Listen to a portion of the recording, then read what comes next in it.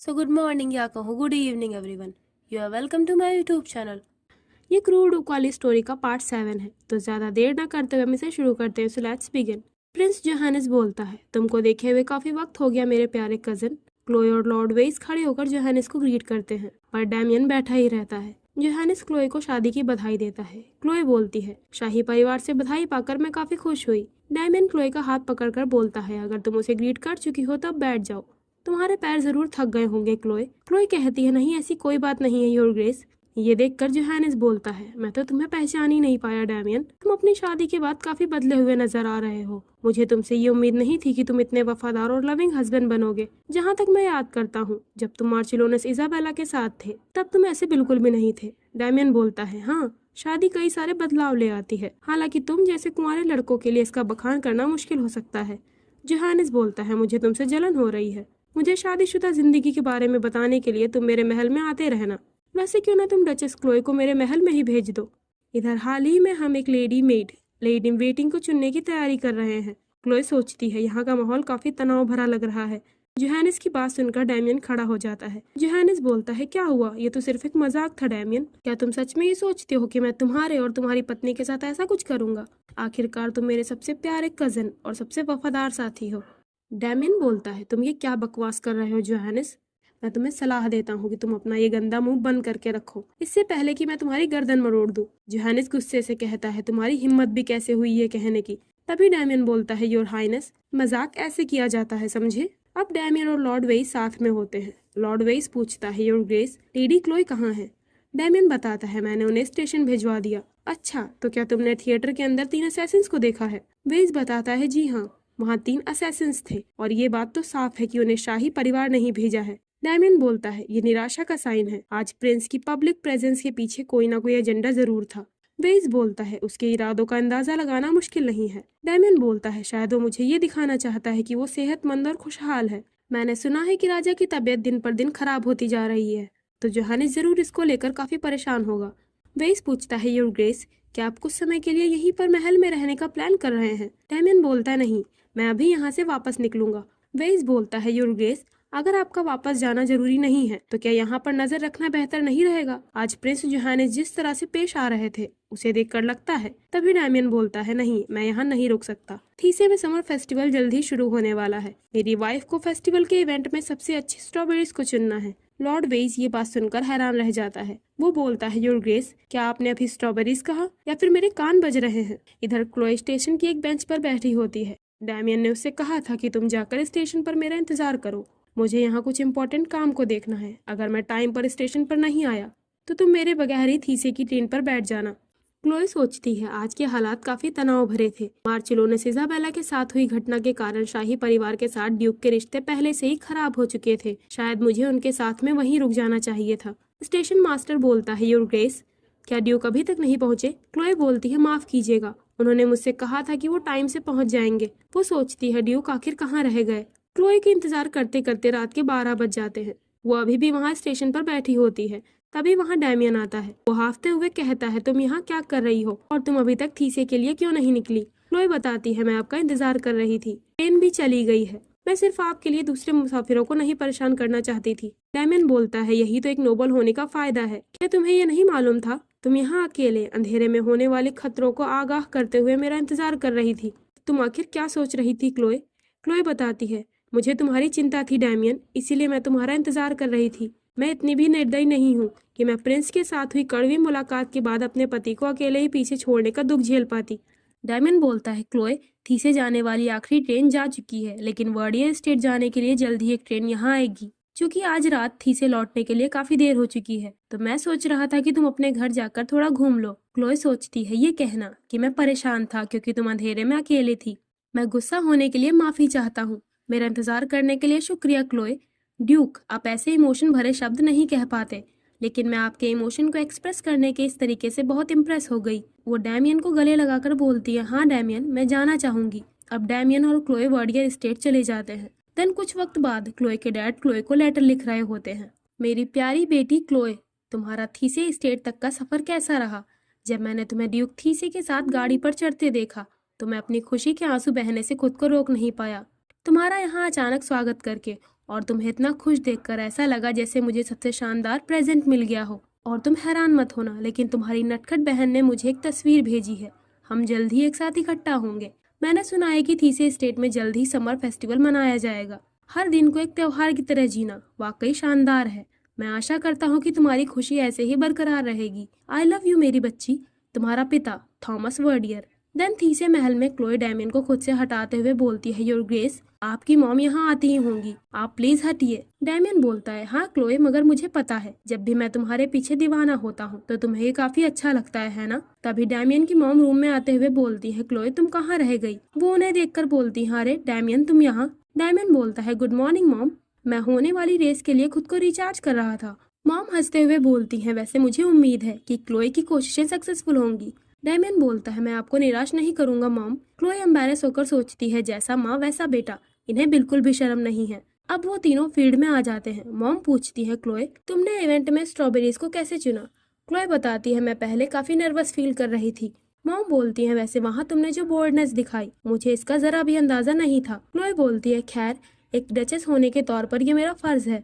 Mom इशारा करके बोलती है, वो देखो डैमियन वो रहा। क्लोए क्या तुम उसे देखकर सरप्राइज रह गई। क्लोए ब्लश करते हुए बोलती है, इस रेस के लिए उन्होंने काफी कम कपड़े पहने हैं। अब मेंस रेस स्टार्ट हो जाती है। मॉम बोलती है, क्लोए वैसे डैमियन काफी मुश्किल है ना। वो अपने बचपन से ही एम्बिशियस रहा है। जब डैमियन बच्चा था तब मैंने उसके लिए एक आदर्श माँ बनने की पूरी कोशिश की थी ताकि वो शाही परिवार की ओर वफादारी की फीलिंग विकसित कर सके। लेकिन बच्चे कभी भी उस तरह नहीं बड़े होते जैसा कि उनके पेरेंट्स चाहते हैं। अगर हमारे राजा गुजर जाएं तो प्रिंस की रिस्पेक्ट एकदम खत्म हो जाएगी। डैमियन की जिंदगी में बड़ा बदलाव आने वाला है। उसके आसपास की दुनिया पूरी तरह से बदल जाएगी। क्लोए पूछती है, आप मुझे क्या बताना चाहती हैं। मॉम सोचती हैं, शायद क्लोए सबसे अलग है। डैमियन को अब तक कोई नहीं बदल सका। पर तभी सारे लोग शोर मचाने लगते हैं। ड्यूक थीसे रेस जीत गए हैं। मॉम क्लोए से कहती हैं, मैं तुमसे एक रिक्वेस्ट करना चाहती हूँ। क्लोए तुम कभी भी डैमियन की कमजोरी का सोर्स मत बनना। अब शाम को डैमियन और क्लोए साथ में फील्ड में टहल रहे होते हैं। डैमियन पूछता है, क्या तुम्हें फेस्टिवल में मजा आया और तुमने मेरी मॉम के साथ कैसा समय बिताया। क्लोए बताती है, हाँ मुझे ये फेस्टिवल काफी मजेदार लगा और अब मैं ये कह सकती हूँ कि आपकी मॉम आपसे बहुत प्यार करती है योर ग्रेस। डैमियन बोलता है, इसी वजह से वो डर के कारण अक्सर गलतियां कर देती हैं। अगर उनका बर्ताव तुम्हारी ओर रूड रहा हो तो तुम इतना माइंड मत करना। क्लोए कहती है, योर ग्रेस क्या कभी आपने डर को एक्सपीरियंस किया है। डैमियन बोलता है, मैं डरना कभी भी एक्सेप्ट नहीं कर सकता, भले ही कोई बंदूक की गोली मुझसे कुछ सेकंड्स की दूरी पर ही क्यों ना हो। मैं किसी दुखियारे कांपते हुए कायर की बजाय हंसते हुए मरना पसंद करूंगा। इस तरह तुम मुझे कभी नहीं भूल पाओगी क्लोए। क्लोए दूसरे कपल्स को मजे से डांस करते हुए देख रही होती है। वो बोलती है, योर ग्रेस मैं आपके दिए हुए ब्रेस को पहनकर चलने की प्रैक्टिस कर रही हूँ। एक दिन मैं भी इन औरतों की तरह आपको फूल प्रेजेंट करूंगी। मुझे पता है कि ये फेस्टिवल के दौरान एक कस्टम होता है कि औरतें फूल चुनती हैं और उन्हें गिफ्ट के तौर पर प्रेजेंट करती हैं। डैमियन बोलता है, अच्छा ऐसा है तो फिर मुझे उन फूलों का बेसब्री से इंतजार रहेगा। आज तक मुझे किसी भी लेडी ने फूल गिफ्ट नहीं किए। क्लोए कहती है, शायद ऐसा होगा कि लेडीज आपको फूल देना चाहती हो पर वो दे नहीं पाई। डैमियन पूछता है, भला ये क्यों। क्लोए हंसते हुए बताती है, उन्हें लगता होगा कि उनकी जिंदगी बर्बाद हो सकती है अगर उन्होंने आपके साथ बुरा बर्ताव किया। डैमियन बोलता है, तुम्हें ऐसा क्यों लगता है क्लोए कि कोई लेडी जो मुझसे अपना प्यार कन्फेस करती है मैं उसकी जिंदगी तबाह कर देता। ये कैसा मजाक है। तुम मुझे क्या समझती हो क्लोए। क्लोए सोचती है, आखिर ये आदमी कौन है जिससे मैंने शादी की है। हमारी पहली मुलाकात पर ही मुझे ये यकीन हो गया था कि मैं दुनिया के सबसे घमंडी इंसान से मिली हूँ। हमारी पहली किस और शादी का प्रपोजल जो किसी धमकी से कम नहीं लग रहा था। मुझे पता नहीं कि जब से मैं तुमसे मिली हूँ डैमियन, मेरी जिंदगी कितनी बार उलट चुकी है। मुझे इस बात से डर लगता है कि अगर मैं तुम्हारे साथ में हूँ तो मेरे रास्ते में और क्या क्या आ सकता है। लेकिन इसके बावजूद भी उसी वक्त वहाँ पर बारिश होने लगती है। क्लोए बोलती है, योर ग्रेस मैं आपका हथियार बनना चाहती हूँ। आपकी मॉम ने मुझसे कहा है कि मैं कभी भी आपकी कमजोरी का जरिया ना बनने पाऊँ। डैमियन पूछता है, क्या तुम मेरी कमजोरी बनना चाहती हो क्लोए। क्लोए बोलती है, नहीं। डैमियन बोलता है, एक हथियार हाँ, क्या तुम्हारा इरादा मेरे साथ जंग में शामिल होने का है क्लोए। क्लोए कहती है, योर ग्रेस जिंदगी खुद में एक जंग है ना, खासकर मेरे जैसे इंसान के लिए। ये सुनकर डैमियन हैरान रह जाता है। ये वही बात होती है जो डैमियन ने क्लोए से पहली बार मिलने पर उससे कहा था। क्लोए बोलती है, मुझे पता है कि आप हमेशा मेरे लिए लड़ेंगे, इसीलिए मैं आपकी मदद के लिए अपनी पूरी कोशिश करूंगी और ये ध्यान रखूंगी कि मैं आपकी कमजोरी ना बनने पाऊँ। तभी डैमियन क्लोए को किस कर लेता है। वो बोलता है, तुम मुझे ये कहने दो क्लोए, तुम कभी एक पल के लिए भी मेरी कमजोरी का कारण नहीं बनी और तुम कभी भी मेरी कमजोरी का कारण नहीं बन सकती चाहे जो हो। वो क्लोए के सामने झुककर उसे साथ में डांस करने के लिए इनवाइट करता है। फील्ड में खड़े लोग उन्हें देखने लगते हैं। क्लोए कहती है, मैंने पहले कभी भी इतने सारे लोगों के सामने डांस नहीं किया है और साथ ही मुझे डांस करना नहीं आता। मुझे पता है कि सब लोग मुझे देखकर मेरा मजाक उड़ाने लगेंगे। डैमियन बोलता है, क्लोए, जब तक मैं तुम्हारे साथ में हूँ किसी की ये हिम्मत नहीं कि वो तुम्हारा मजाक बना सके। डैमियन पूछता है, अब तुम्हें कैसे महसूस हो रहा है क्लोए? क्या तुम अब भी एम्बैरस फील कर रही हो? क्लोए डांस करने की कोशिश करने लगती है पर उसके पैर लड़खड़ा जाते हैं। डैमियन पूछता है, क्या तुम ठीक हो? क्लोए अपने जूते उतार देती है और नंगे पैरों से डांस करना शुरू कर देती है। वो दोनों साथ में डांस करने लगते हैं। क्लोए खुशी से झूमते हुए बोलती है, डैमियन तुम्हारा शुक्रिया। डैमियन पूछता है, पर वो किस लिए? क्लोए कहती है, आपका मुझे डांस करने के लिए उकसाने के लिए शुक्रिया, और मैं माफी चाहती हूँ कि उस दिन मैंने रोज कैसल में आपके डांस इनविटेशन को मना कर दिया था। डैमियन बोलता है, माई वाइफ, बारिश तेज हो गई है। वहाँ एक अटेंडेंट आकर बोलता है, योर ग्रेस, आपकी गाड़ी तैयार है। क्लोए डैमियन का हाथ पकड़कर रिक्वेस्ट करती है, डैमियन, मैं तुम्हारे साथ और डांस करना चाहती हूँ। डैमियन बोलता है, ठीक है, जैसी तुम्हारी मर्जी क्लोए। देन 3 महीने बाद क्लोए थीसे कैसल में होती है। क्लोए के चेकअप के लिए लेडी डॉक्टर आई होती है। डैमियन रूम के अंदर आ रहा होता है। क्लोए बोलती है, योर ग्रेस, मुझे आपको कुछ बताना है। तभी डैमियन अंदर आते हुए बोलता है, क्लोए, अब राजा इस दुनिया में नहीं रहे। इस खबर को अभी सीक्रेट रखा जा रहा है, लेकिन जल्द ही इसकी ऑफिशियल अनाउंसमेंट होगी। वैसे तुम मुझे क्या बताना चाह रही थी? लेडी डॉक्टर बोलती है, माय लॉर्ड, लेडी क्लोए जल्द ही माँ बनने वाली हैं। ये सुनकर डैमियन सरप्राइज हो जाता है। क्लोए खुशी से डैमियन की ओर देख रही होती है। अब अगले सीन में लॉर्ड वेइस और काउंट कॉर्मियर आपस में बात कर रहे होते हैं। कॉर्मियर बोलता है, मुझे यकीन नहीं हो रहा कि राजा अपनी आखिरी सांस तक जोहानिस को ही अपना वारिस बनाने पर अड़े रहे। वेइस बोलता है, ये सच है, पर ये ड्यूक थीसे है जो मुझे उलझन में डाले हुए हैं। प्रिंस जोहानिस के पागलपन का ब्यौरा पहले ही रेडवेल न्यूज़पेपर में छापा जा चुका है और सभी लोग प्रिंस को नजरअंदाज करने लगे हैं। कॉर्मियर पूछता है, आखिर ड्यूक थीसे किस बात से हिचकिचा रहे हैं? वेइस बोलता है, डचेस जल्द ही माँ बनने वाली हैं। अगर ड्यूक थीसे जल्दबाजी में कोई कदम उठाते हैं तो वो अकेले नहीं होंगे जिनकी जान खतरे में पड़ जाएगी। कॉर्मियर बोलता है, अगर वो अपनी पत्नी की सुरक्षा को लेकर परेशान है तो हम उन्हें और सुरक्षा दे सकते हैं, है ना? वेइस बोलता है, पर हमने पहले ही ये बात उनसे कह दी है। कॉर्मियर पूछता है, अच्छा, तो ड्यूक ने क्या जवाब दिया? वेइस बताता है, उन्होंने कहा कि जिन लोगों को शादी का कोई एक्सपीरियंस नहीं है उन्हें अपनी फालतू की सलाह अपने तक ही रखनी चाहिए। कॉर्मियर बोलता है, तुम इस बारे में सोचो वेइस। लेडी क्लोए के साथ उनकी शादी ड्यूक के उन प्लान्स में से एक था जिससे वो राज सिंहासन पर अपना कब्जा कर सके। उन्होंने लेडी क्लोए की छोटी बहन एलिस से कांटेक्ट करने के ऑर्डर्स दिए और बाद में उन्हें बुरी अफवाहों में फंसा दिया। हालांकि वो सच में भाग गई। वेइस बोलता है, पहले तो मुझे ये लगा कि ड्यूक ने गिरे हुए वर्डियर हाउस को चुना ताकि वो शाही परिवार का ध्यान खींच सके और वो अपने खदानों को सेव करने के लिए उन पर कब्जा कर सके। उन्होंने लेडी इजाबेला को इस्तेमाल किया ताकि ड्यूक एक आवारा अय्याश के रूप में खुद की छवि बना सके और इस तरह उन्होंने अपनी लाचार डचेस को अपनी पत्नी बना लिया। ये सब उन्होंने सिर्फ शाही जांच पड़ताल से बचने के लिए किया था। कॉर्मियर बोलता है, हमारे ड्यूक थीसे ने शादी से काफी पहले अपने जंग के दौरान ही वर्डियर स्टेट के जंगलों में सोने की खदान की खोज कर ली थी, लेकिन उन्होंने अब उसे उजागर किया है। तभी वेइस को अपने पीछे किसी के होने की आहट होती है। वो पीछे पलटकर बोलता है, क्या तुमने वो आवाज सुनी कॉर्मियर? कॉर्मियर कहता है, शायद वो कोई बिल्ली होगी। वो दोनों वहाँ से जाते हुए बोलते हैं, वैसे भी हमारे पास ड्यूक के ऑर्डर्स को मानने के अलावा कोई दूसरी चॉइस नहीं है। तो उनकी ये सारी बातें गिल्स छिपकर सुन लेता है। वो घबरा कर सोचता है, मैंने ये क्या सुन लिया? थीसे मेंशन में क्लोए बेबी के लिए सॉक्स बना रही होती है। मेड बोलती है, ये कितना प्यारा लग रहा है माय लेडी, साथ ही इसका रंग भी बहुत खूबसूरत है। क्लोए बोलती है, मैंने एक साधारण रंग चुना क्योंकि मैं नहीं जानती कि ये लड़का होगा या लड़की। मेड बोलती है, मुझे यकीन है, चाहे ये लड़का हो या लड़की, ड्यूक बहुत खुश होंगे, आखिर ये आपका पहला बच्चा है। ये सुनकर क्लोए उस पल को याद करती है जब उसने डैमियन को इस बारे में बताया था। डैमियन बोलता है, ये तुम्हारा पहला और आखिरी बच्चा होगा क्लोए। क्लोए बोलती है, लेकिन अगर मैं आपको बेटा नहीं दूंगी तो आपका कोई वारिस नहीं होगा। डैमियन सख्त आवाज में बोलता है, क्लोए, मुझे एक बात को दोबारा बोलना अच्छा नहीं लगता, समझी? क्लोए सोचती है, वो केवल एक ही बच्चा चाहते हैं, तो क्या वो इसको लेकर कॉन्फिडेंट है कि ये बच्चा लड़का ही होगा? वो मेड से पूछती है, ड्यूक राजधानी से कब वापस लौटेंगे? उन्हें गए हुए 15 दिन गुजर चुके हैं। खैर, इस समय वो काफी बिजी हैं। वहाँ एक अटेंडेंट आकर बताता है, माय लेडी, कोई आपसे मिलने आया है। ये हाउस थीसे के लॉयर लॉर्ड चेस्ली हैं। क्लोए लॉयर से मिलने जाती है। वो एक पेपर को पढ़कर बोलती है, क्या आप श्योर है कि योर ग्रेस ने खुद ये शब्द कहे हैं? लॉयर बोलता है, हाँ माय लेडी, मैंने बिना एक शब्द छोड़े उन्होंने जो बोला सब ईमानदारी से लिखा है। क्लोए बोलती है, वो जेंडर की परवाह किए बिना अपने पहले बच्चे को थीसे खानदान का नाम और एक ड्यूक की पोस्ट देना चाहते हैं, लेकिन हमारे राज के कानून के तहत ये करना सही नहीं।